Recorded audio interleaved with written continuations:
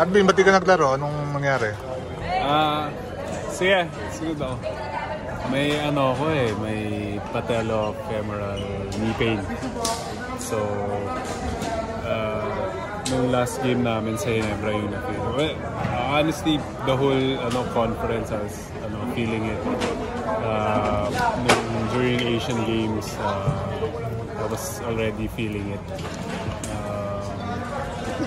But ito, nung last game namin, medyo hindi na nawala yung pain Tsaka 10 out of 10 na siya. So I had to go to the doctor.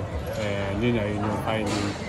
But ang good news naman is his structure na is okay.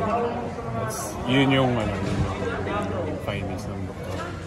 So just need to rehab and strengthening. Ngunit na ako? No naman, no.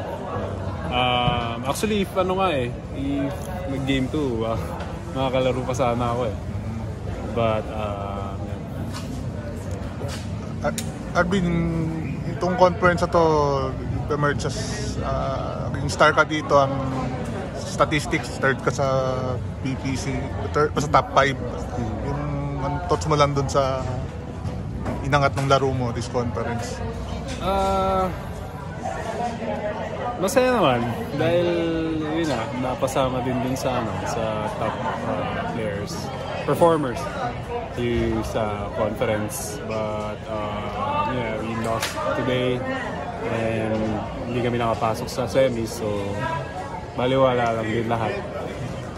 But our goal talaga this conference, so my personal goal is to really reach the semis, and from there